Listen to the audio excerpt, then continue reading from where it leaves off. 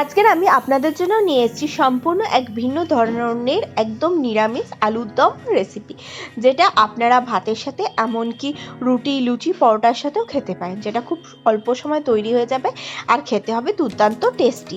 একদম মনেই হবে না যেটা এটা সম্পূর্ণ নিরামিষ। বাই দ্য ওয়ে, আমি আপনাদের সকলকে আমার চ্যানেলে স্বাগত। এটি তৈরি করার জন্য আমি প্রথমে গ্যাসে কড়া নিয়ে নিয়েছি আর তাতে দিয়ে দিয়েছি সর্ষের তেল। তেলটাকে কড়ায় স্প্রেড করে দেবো এবং তেলটা গরম হয়ে গেলে তাতে আমি দিয়ে দেবো আলুটাকে আমি হালকা করে সিদ্ধ করে নিয়েছিলাম, হালকা করে নুন দিয়ে একটু সিদ্ধ করে নিয়েছি। দেখুন, এবার আলুটাকে আমি খুব সুন্দরভাবে নেড়ে চেড়ে ভেজে নেব, একদম যাতে গাটা লাল হয়ে যায় সেরকম ভাবে ভাজতে হবে। আপনি যদি আমার চ্যানেলে নতুন হয়ে থাকেন তাহলে আমার চ্যানেলটি সাবস্ক্রাইব করার অনুরোধ রইল, আর পাশে থাকা বেল আইকনটি অবশ্যই প্রেস করে দেবেন, তাহলে আমার ভিডিও সর্বপ্রথম নোটিফিকেশন আপনি পেয়ে যাবেন। দেখুন, আলুর গাটা অলরেডি হালকা লাল হতে শুরু করেছে। এই সময় আমি দিয়ে দেবো সামান্য পরিমাণে নুন আর সামান্য পরিমাণে হলুদ। নুন হলুদ আর সামান্য একটু লঙ্কা দিয়ে আমি এটাকে আবারও নেড়ে চেড়ে একদম লাল করে ভেজে নেব। দেখুন, এটাকে আমি নেড়ে চেড়ে নিয়েছি। বেশ কিছুক্ষণ পরে লক্ষ্য করবেন এটার গাটা খুব সুন্দর ঠিক লাল হয়ে যাবে। দেখুন, ঠিক এই রকম লাল করে ভাজতে হবে। এটা যখন ঠিক এই রকম লাল হয়ে যাবে, ঠিক এরকম পর্যায়ে এসে যাবে, তখন এটা একদমই রেডি হয়ে যাবে। তখন এটাকে আমি তুলে নেব, তুলে নিয়ে সাইডে একটা পাত্রে রেখে দেবো। দেখুন, এটাকে তুলে আমি সাইডে একটা পাত্রে রেখে দিচ্ছি। এটা তুলে সাইডে একটা পাত্রে রেখে দিয়েছি। এবার একটা পাত্রে আমি আদা ও কাঁচা লঙ্কা নেব, নিয়ে মিক্সিতে দিয়ে পেস্ট করে নেব। মিক্সিতে টমেটো দেবো, টমেটোটাকেও পেস্ট করে নেব। টমেটোর সাথে আমি দিয়ে দেবো কিছুটা পরিমাণে কাশ্মীরি লঙ্কার গুঁড়ো, দিয়ে এটাকে পেস্ট করে নেব। মিক্সিতে চারমগজ কাজু কাঠবাদাম দিয়েও একটা স্মুথ পেস্ট আমি তৈরি করে নেব। সাথেও আমি কিছুটা পরিমাণে টক দই দিয়ে একসাথে পেস্ট করে নিয়েছি। আপনারা চাইলে টক দইটা আলাদাভাবেও ব্যবহার করতে পারেন। এবার আমি কড়াতে তেল দিয়ে একটা শুকনো লঙ্কা আর একটা তেজপাতা দিয়ে হালকা নেড়ে চেড়ে নেবো। এটা যখন ভাজা ভাজা হয়ে আসবে তখন আমি এতে কয়েকটা গোটা গরম মশলা দিয়ে দেবো। গোটা গরম মশলা দিয়ে এটাকে একটু নেড়ে চেড়ে নেবো। দেখুন, এটাকে আমি খুব ভালোভাবে নেড়ে চেড়ে নিয়েছি। এবার আদা ও কাঁচা লঙ্কার পেস্ট দিয়ে দেবো, দিয়ে এটাকে খুব ভালোভাবে কষিয়ে নেবো। 2-3 মিনিট খুব ভালোভাবে কষিয়ে নেবো, যতক্ষণ না এর কাঁচা স্মেলটা চলে যাচ্ছে। এর কাঁচা স্মেলটা চলে যাওয়া না পর্যন্ত এটাকে আমাকে কষতে হবে। যেটা যখন ভাজা ভাজা হয়ে যাবে তখন আমি এতে দিয়ে দেবো টমেটো ও কাশ্মীরি লঙ্কার পেস্ট, দিয়ে এটাকেও এর সাথে খুব ভালোভাবে কষবো।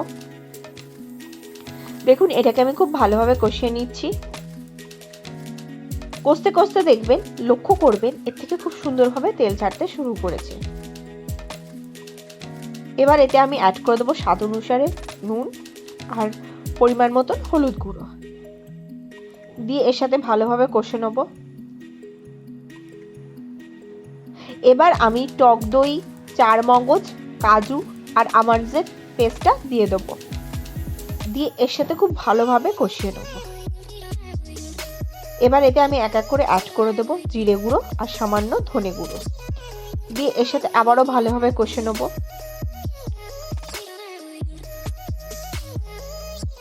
আমি বাদবাকি সমস্ত পেস্টটা এতে অ্যাড করে দিলাম, দিয়ে এবার এটাকে খুব ভালোভাবে কষতে থাকছি।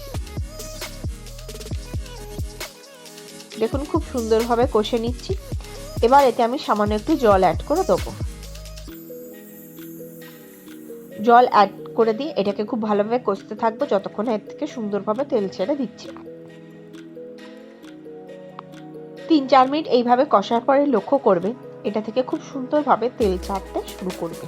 ঠিক যখন এইরকম ভাবে তেল ছেড়ে দেবে তখন আমি এতে আরো একটুখানি জল অ্যাড করে দেবো। আমি মশলা ধোয়া জলটাই এতে অ্যাড করে দিলাম।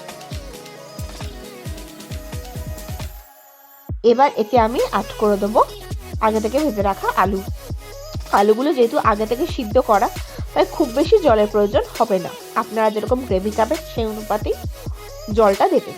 এবার মশলার সাথে আলুটাকে খুব ভালোভাবে কষিয়ে নিচ্ছি।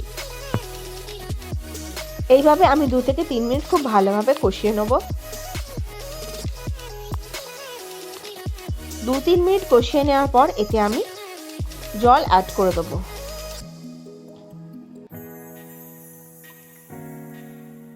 আপনারা যেরকম গ্রেভি খাবেন সেই অনুপাতে জলটা দেবেন।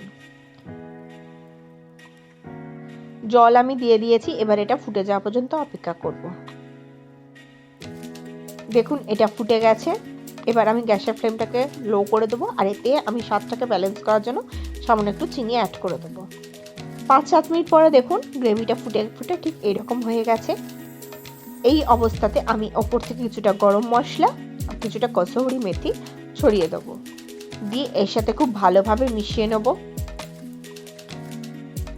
এটা এর ফ্লেভারটাকে পুরো সম্পূর্ণ অন্য মাত্রা এনে দেবে।